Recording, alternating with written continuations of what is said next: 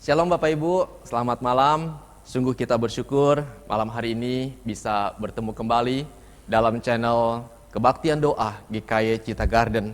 Sungguh kita bersyukur pemeliharaan Tuhan, kasih Tuhan yang begitu besar bagi setiap kita, sehingga memampukan kita bisa hadir untuk belajar kembali akan kebenaran firman Tuhan.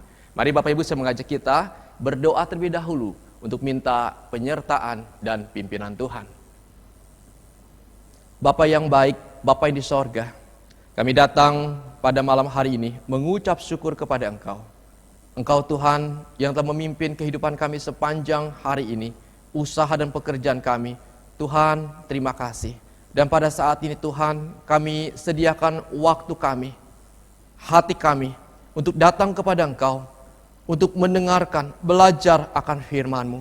Mari Tuhan, Engkau berbicara kepada setiap kami, pribadi lepas pribadi ya Tuhan, dimanapun kami berada, supaya kami boleh dibentuk, diajar, dituntun oleh kebenaran firman-Mu ya Tuhan, supaya kami sebagai anak-anak-Mu Tuhan, boleh hidup seturut dengan kehendak Tuhan. Berkati hamba-Mu yang penuh dengan kelemahan ini, Tuhan, urapilah dengan kuat kuasa-Mu ya Bapa. Sembunyikan di belakang salib Tuhan, supaya nama Tuhan saja yang dipermuliakan. Bapa, berfirmanlah, kami siap untuk mendengarkan firman-Mu. Di dalam nama Tuhan Yesus yang berdoa dan kami mengucap syukur. Amin. Saudara, tema kita hari ini ialah panggilan menjadi murid, penggemar atau pengikut sejati. Mari kita membuka Alkitab kita dari Injil Lukas pasal 9. Injil Lukas pasal 9 ayat 57 sampai 62. Injil Lukas pasal 9 ayat 57 sampai 62. Saya akan bacakan untuk kita bersama. Ketika Yesus dan murid-muridnya melanjutkan perjalanan mereka, berkatalah seorang di tengah jalan kepada Yesus, "Aku akan mengikut engkau kemana saja engkau pergi." Yesus berkata kepadanya, "Serigala mempunyai liang dan burung mempunyai sarang, tetapi anak manusia tidak mempunyai tempat untuk meletakkan kepalanya." Lalu ia berkata kepada seorang lain, "Ikutlah aku." Tetapi orang itu berkata, "Izinkanlah aku pergi dahulu menguburkan Bapakku." Tetapi Yesus berkata kepadanya, "Biarlah orang mati menguburkan orang mati, tetapi engkau pergilah, beritakanlah kerajaan Allah di mana-mana." Ayat 61. Dan seorang lain lagi berkata, "Aku akan mengikut engkau Tuhan, tetapi izinkan aku pamitan dahulu dengan keluargaku."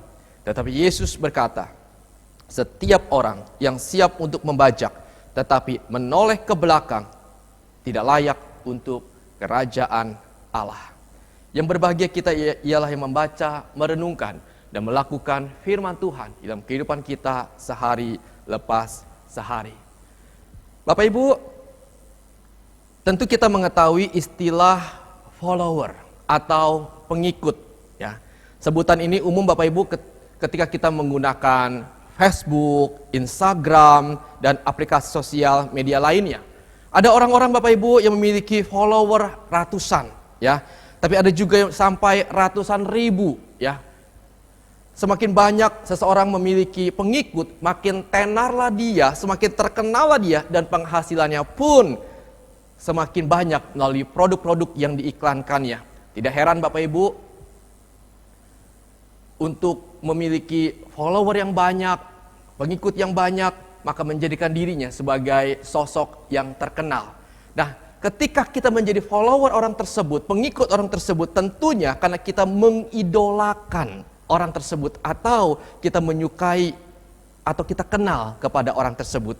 Atau Bapak Ibu, kita juga mengenal istilah fans atau penggemar. Banyak sekarang kaum muda Bapak Ibu yang menjadi fansnya dari artis-artis Korea. Misalnya mereka menjadi penggemar dari grup BTS, ya, karena melihat gantengnya, cakepnya anggota grup musik ini. Ada juga yang ngefans Bapak Ibu kepada grup musik Blackpink, ya. Oleh karena apa? Mereka mengagumi cantiknya anggota grup ini. Sampai-sampai di kamarnya itu ada posternya, mereka mengikuti gaya rambutnya, gaya jalannya, dan sebagainya. Karena mereka ngefans, mereka mengagumi, menjadi penggemar daripada grup musik tersebut. Saudara kasih dalam Tuhan, menjadi seorang follower, menjadi seorang fans, menjadi seorang penggemar atau pengikut, karena mereka mengidolakan orang tersebut atau grup musik tersebut, karena mereka memiliki kelebihan, tetapi mereka disebut sebagai follower, mereka disebut sebagai pengikut atau penggemar, tidaklah memiliki komitmen. Karena apa? Karena seorang follower atau fans bisa langsung unfollow ketika ia tidak menyukai orang tersebut. Tidak ada kewajiban bagi dirinya untuk hidup mengikutinya seumur hidupnya. Saudara, hal ini berbeda dengan menjadi followernya Yesus. Menjadi pengikut Yesus membutuhkan yang namanya komitmen, keseriusan, relasi, dan pengenalan yang benar akan Tuhan. Karena itu Tuhan Yesus tidak mencari yang namanya follower, tapi Tuhan menginginkan semua orang ditebusnya menjadi pengikutnya yang sejati. Saudara kasih dalam Tuhan, ketika Yesus ada di dalam dunia, ia menjadi tokoh yang terkenal, namanya tersiar di mana-mana. Ia mengajar, ia sangat berbeda dengan tokoh-tokoh agama lainnya. Ia mengajar dengan penuh kuasa dan pengajaran-pengajarannya membangun dan mempertobatkan orang-orang berdosa pada zamannya. Dan tentunya yang paling kentara ialah mukjizat-mukjizatnya yang Tuhan nyatakan secara langsung. Banyak orang melihat bagaimana kuasa dan mukjizat yang Yesus lakukan pada waktu itu. Dalam Injil Lukas saja, Bapak Ibu, kita mendapati Lukas 4 misalnya, Yesus mengusir setan, setan takut dan tunduk kepada Kristus. Pasal 7, Yesus menyembuhkan seorang hamba perwira di Kapernaum yang sakit keras dan hampir mati hanya dengan satu kata. Lukas 7, 8 juga mencatat Yesus membangkitkan 2 orang mati 2 kali dalam pasal tersebut. Pasal 9 juga dicatat, Yesus memberi makan 5.000 orang dengan 5 roti dan 2 ikan. Oh, Bapak Ibu, sungguh luar biasa. Kuasa Tuhan, mukjizat Tuhan begitu nyata pada waktu Yesus hadir di tengah-tengah dunia. Selain pengajarannya, selain karisma, selain wibawa daripada Kristus, kuasa Tuhan begitu mencolok pada waktu itu. Sehingga menjadikan dirinya sebagai tokoh yang terkenal, namanya tersiar di mana-mana. Sehingga pada waktu itu, Yesus memiliki banyak pengikut, banyak penggemar, bukan lagi ratusan, tetapi ribuan. Sehingga dimanapun Yesus ada, maka Yesus diikuti oleh ribuan orang pada waktu itu. Mungkin Bapak Ibu, kalau Yesus hadir pada zaman kita, ia lebih terkenal Bapak Ibu dari grup BTS, Blackpink, bahkan dari Jokowi sekalipun. Semua orang ingin menjadi penggemarnya, pengikutnya daripada Kristus karena mereka mengagumi akan kuasanya. Tetapi Kristus Bapak Ibu bukanlah sekedar tokoh idola yang merasa bangga dengan banyaknya orang yang mengikuti dia dan yang mengelukan dirinya. Yesus tidak menginginkan pengikut-pengikutnya hanya sekedar sebatas menjadi pengagum atau fansnya Yesus akan kuasanya. Yesus ingin pengikutnya menjadi murid-muridnya yang sejati. Ketika malam hari ini kita belajar apa kriteria pengikut Kristus yang sejati. Yang pertama ialah pengikut Kristus yang sejati, dia mengikut Yesus dengan motivasi yang benar. Ayat 57, 58 dikatakan, ketika Yesus dan murid-muridnya melanjutkan perjalanan mereka, berkatalah seorang di tengah jalan kepada Yesus, "Aku akan mengikut engkau kemana saja engkau pergi." Saudara, orang ini dengan begitu tegasnya, dengan begitu mantapnya, dia ingin mengikut Yesus. "Aku akan mengikut engkau Tuhan kemanapun engkau pergi." baik ke gunung, baik ke lembah, baik dalam segala keadaan, aku ingin mengikut Engkau Tuhan. Oh Bapak Ibu, sungguh luar biasa keinginan daripada orang tersebut. Namun nanti dulu, tadi saya katakan, Yesus saat itu sedang populer, sedang terkenal. Dia sering mengadakan mukjizat di mana-mana. Dan tentunya Yesus mengetahui hati orang tersebut, mengapa dia mau mengikuti dirinya. Yesus mengetahui Bapak Ibu, orang ini mungkin telah melihat dirinya yang telah mengadakan mukjizat-mukjizat yang luar biasa, memberi makan dengan 5 roti dan 2 ikan, membangkitkan orang mati, menyembuhkan yang sakit, mengusir setan dan lain sebagainya. Luar biasa. Mungkin dia berpikir, mengikut Yesus hidupku akan lancar. Mengikut Yesus hidupku tidak akan kekurangan. Mengikut Yesus hidupku akan sehat. Hidupku akan bebas dari masalah karena aku punya Kristus. Ini artinya apa? Orang ini mempunyai motivasi yang salah ketika mengikut Tuhan. Ia hanya kagum melihat mukjizat yang dilakukan oleh Kristus. Ia berpikir dengan mengikut Yesus, maka ia akan berada dalam zona nyamannya dengan mendapatkan kelancaran, kekayaan, dan kesehatan. Seorang teolog bernama Tommy Tenney berkata, ketika kita beribadah datang pada Tuhan, apakah kita mencari tangan Tuhan untuk melihat apa yang Tuhan berikan kepada kita? Ataukah wajah Tuhan untuk melihat, untuk bersuka cita dalam kehadirannya? Saudara, tanpa kita sadari, inilah yang dicari oleh orang Kristen zaman ini. Ke gereja yang dicari hanya berkat Tuhan, materi, kesehatan, dan bukan persekutuan dengan Tuhan. Ketika diadakan KKR kesembuhan ilahi, maka banyak orang berduyun-duyun datang menghampirinya, menghadirinya. Demi apa? Demi dirinya diberkati, sakitnya disembuhkan, keluarganya dipulihkan, dan sebagainya.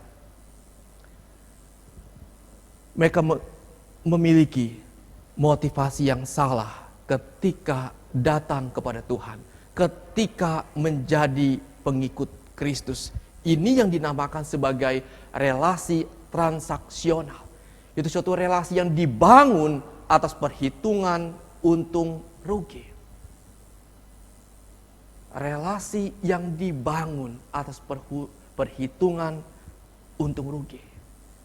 Seorang bernama Joseph Sinor, ya, dalam bukunya yang berjudul Etika Bisnis, mengungkapkan bahwa manusia telah mengalami yang namanya transformasi perspektif dalam hubungannya dengan sesama. Jika sebelumnya hubungan antar sesama terjalin lebih karena ada perasaan senasib sepenanggungan, kini semakin banyak didasarkan atas perhitungan untung rugi yang dihasilkan dari relasi tersebut, sehingga biasa disebut sebagai relasi transaksional.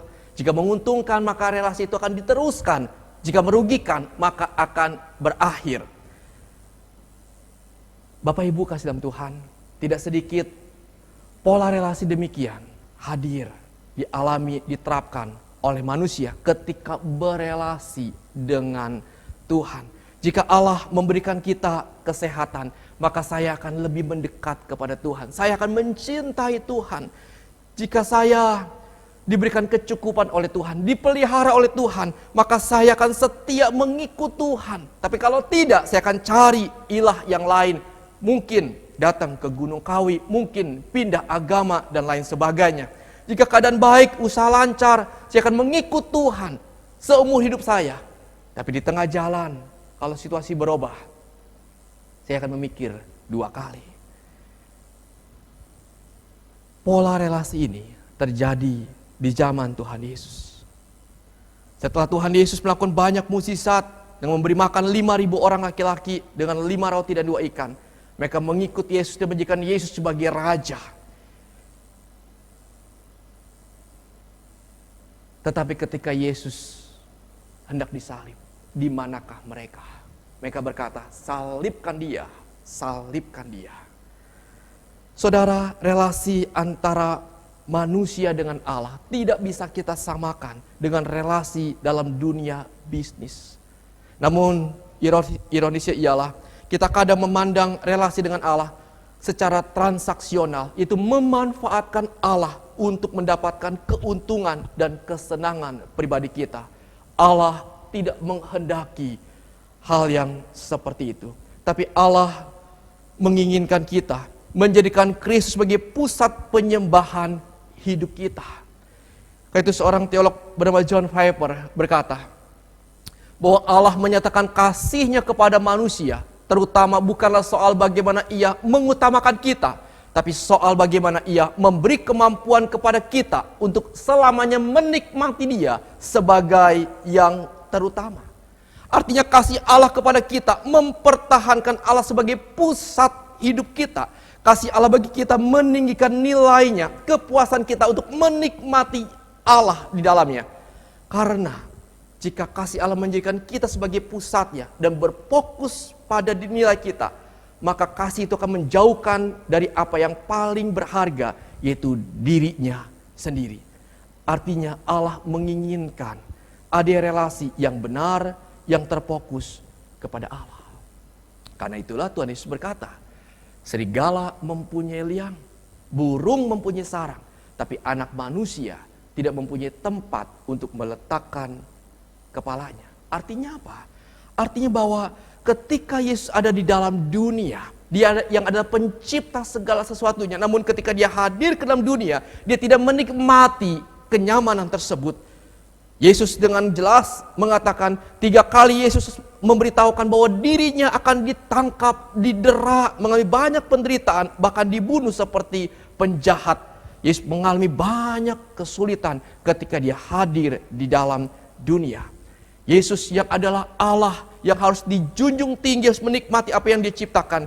Namun Dia mengalami namanya penolakan, penderitaan dari ciptaannya. Namun Dia rela lakukan semua itu demi kasih-Nya kepada manusia. Saudara, ini artinya apa? Mengikut Tuhan ada harga yang harus kita bayar. Ada harga yang harus kita bayar. Inilah yang kita saksikan dari bapak-bapak gereja.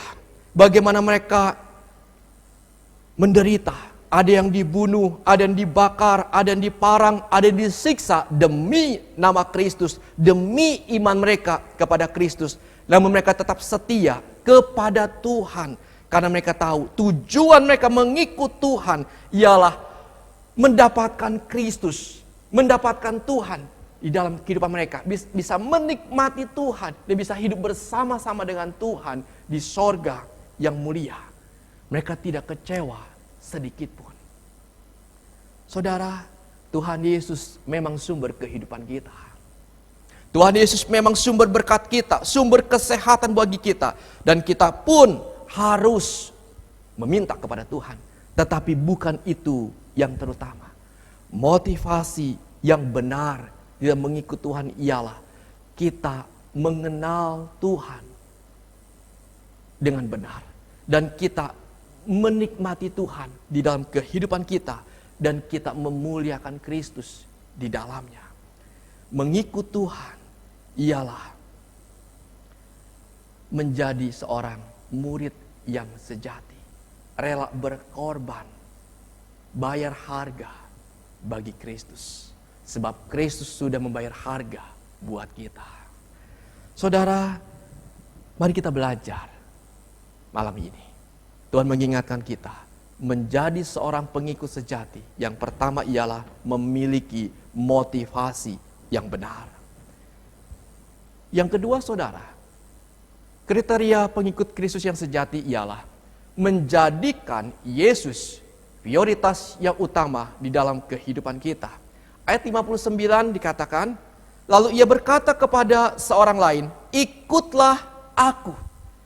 Saudara, di sini kita melihat Yesuslah yang berinisiatif dengan berkata, ikutlah aku. Tetapi orang yang diajaki ini memperlihatkan keberatan, saudara, dengan menjawab, izinkan aku pergi dahulu menguburkan Bapakku. Ini artinya ketika orang yang diajak oleh Yesus untuk menjadi pengikutnya, dia menolaknya dengan bahasa yang halus, dengan alasan masih ada hal yang harus dikerjakannya. Saudara, ungkapan menguburkan bapakku bukan berarti ayahnya sudah meninggal.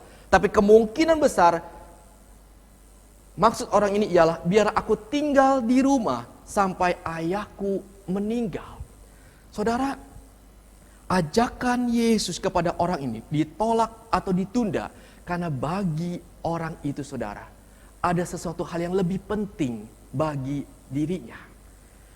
Kemungkinan saudara bapaknya itu masih hidup, mungkin sudah tua dan sakit-sakitan. Dan kalau dia pergi ketika bapaknya itu meninggal, maka saudara, menurut adat istiadat atau kebudayaan Yahudi, maka orang itu tidak akan mendapat bagian warisan. Tidak akan mendapat bagian warisan dari orang tuanya. Artinya apa? Ajakan Yesus kepada orang ini untuk menjadi pengikutnya ditolak dengan halus. Karena apa? Ada sesuatu hal yang lebih penting bagi dirinya. Yaitu apa? Harta, kesenangan.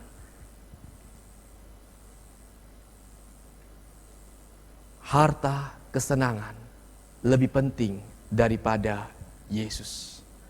Saudara mendengar jawaban tersebut, Yesus berkata, biarlah orang mati menguburkan orang mati, tetapi engkau pergilah dan beritakanlah kerajaan Allah di mana-mana. Saudara, dalam bahasa aslinya, kalimat biarlah orang mati menguburkan orang mati lebih tepat diterjemahkan, biarlah tukang pengubur orang mati menguburkan orang mati. Maksudnya perkataan Yesus ini, saudara, ialah apabila nanti bapamu mati, biarlah dikuburkan oleh petugas orang mati. Tetapi engkau keluar dari fokus hidupmu dan berfokuslah kepada Tuhan. Bahwa yang paling utama dalam kehidupan ini ialah Tuhan. Tuhan nomor satu, keluarga nomor dua. Saudara, Tuhan Yesus mengatakan bahwa Yesus sebagai Tuhan harus menjadi prioritas yang utama di dalam kehidupan kita. Saudara, ketika kita menjadi anak Tuhan, ada satu hal yang harus kita lakukan, yaitu hidup menjadi terang dan menjadi garam bagi orang lain. Menjadi berkat, menjadi satu kesaksian yang nyata melalui kesaksian kehidupan kita. Ketika kita diberi perintah oleh Tuhan untuk mengabarkan Injil, maka kita harus mengabarkannya. Ketika kita mengalami anugerah Tuhan yang begitu besar dalam kehidupan kita, maka anugerah itu, saudara, tidak boleh kita simpan, tapi kita harus bagikan, kita harus beritakan, dan melalui kehidupan kita pun kita menjadi suatu kesaksian yang nyata.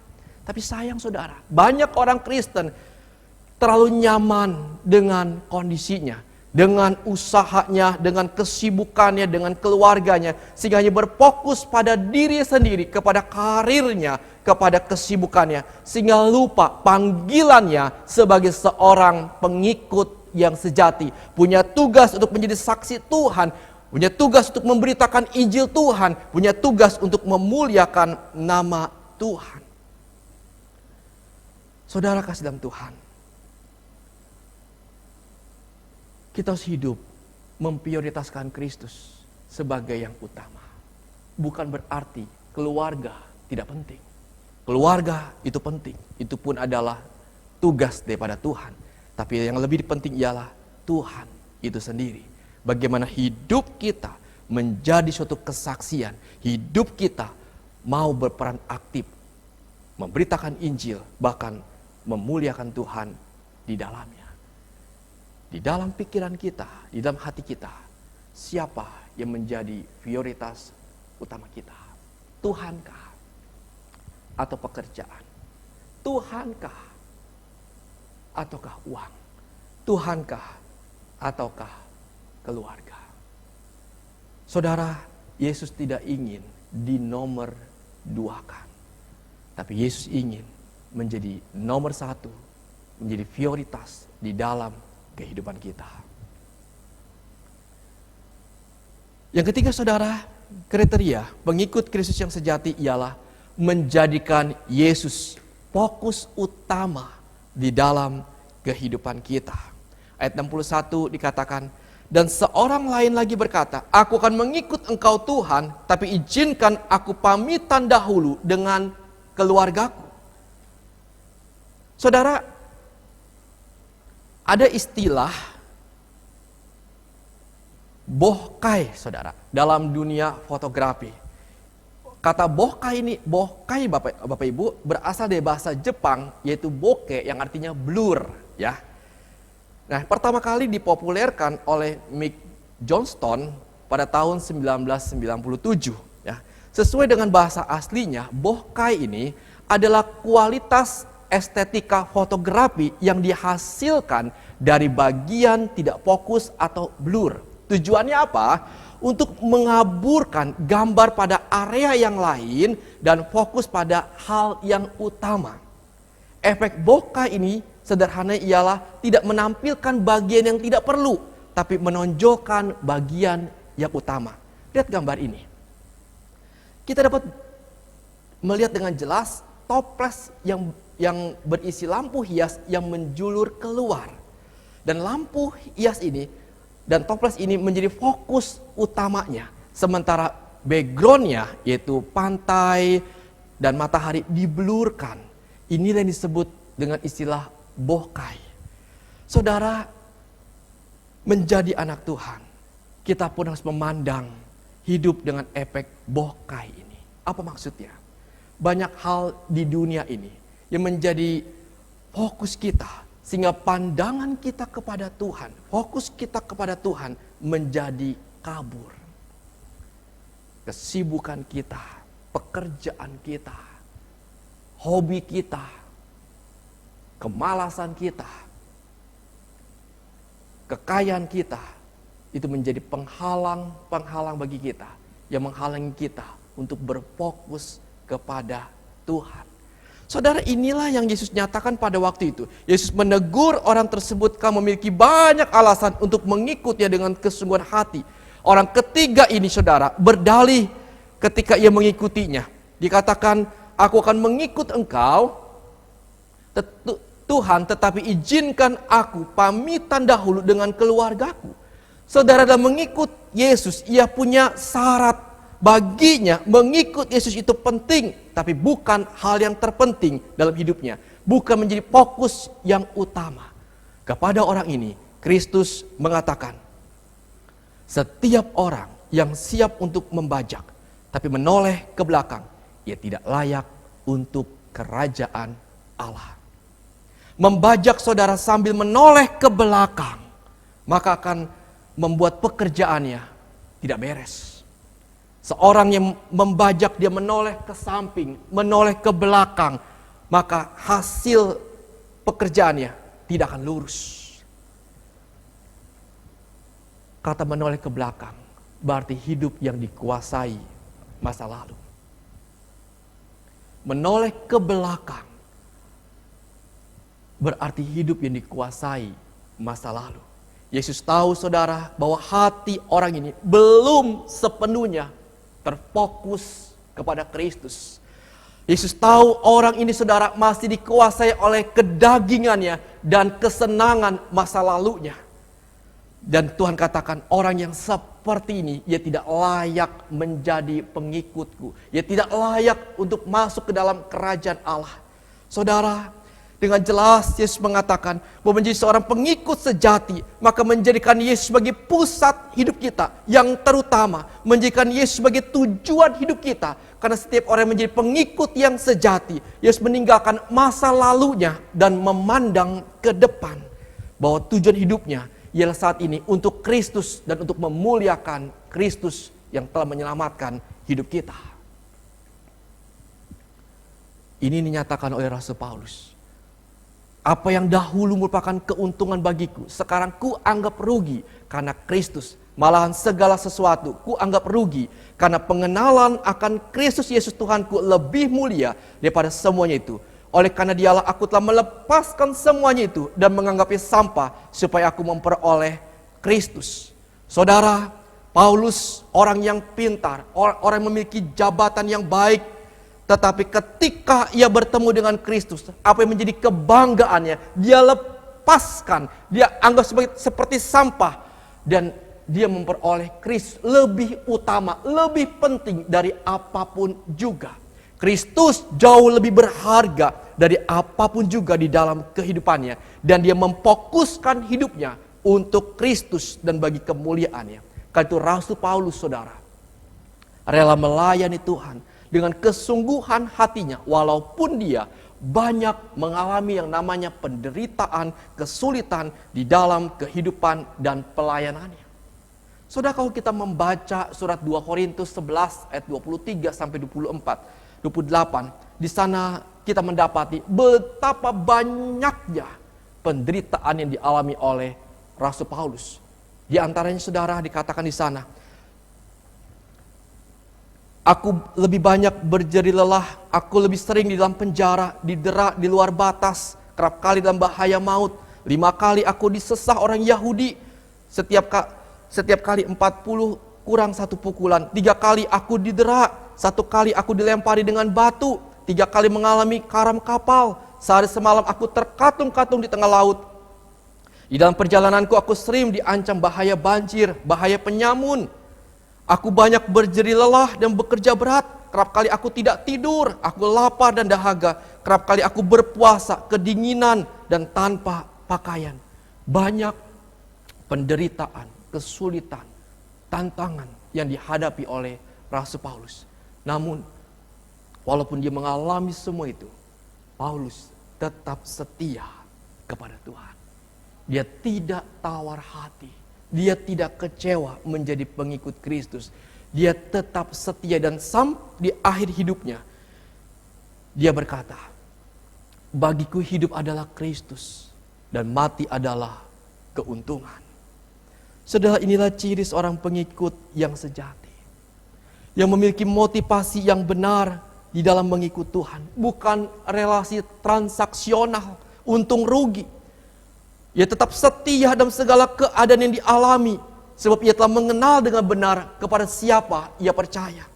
Seorang pengikut sejati, ia memprioritaskan Kristus di atas segala-galanya. Baginya Kristus nomor 1 dan yang terutama. Sebab ia menyadari bahwa anugerah Tuhan telah begitu besar bagi dirinya. Dan seorang pengikut sejati, hidupnya berfokus kepada Kristus.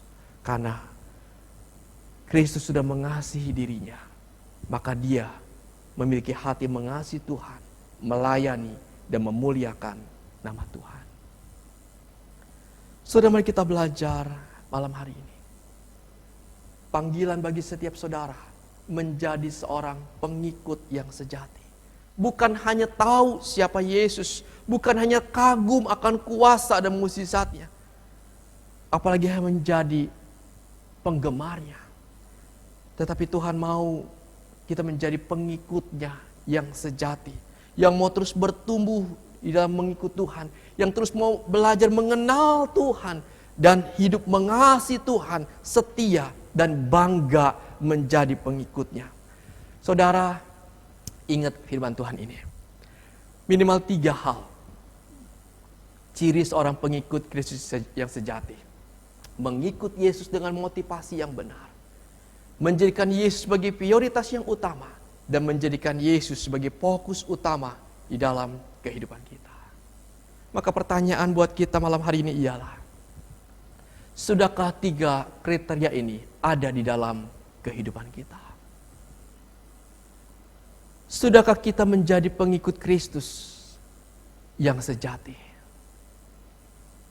Ataukah kita masih di level penggemar atau fansnya Yesus?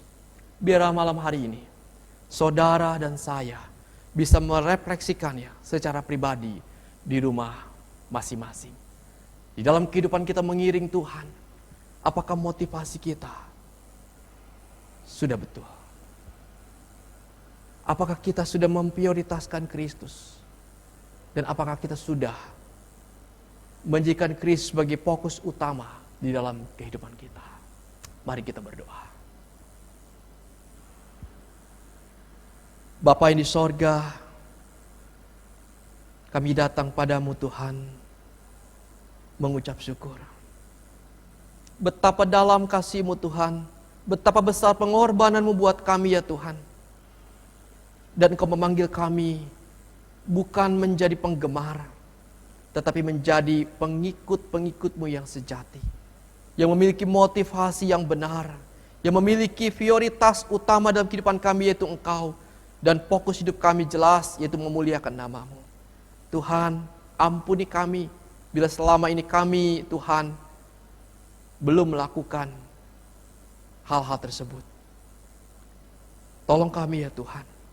Kami rindu di sepanjang tahun 2022 ini Tuhan, motivasi kami berubah ya Tuhan. Hidup kami berubah Tuhan. Mata kami, hidup kami, hati kami tertuju kepada Engkau.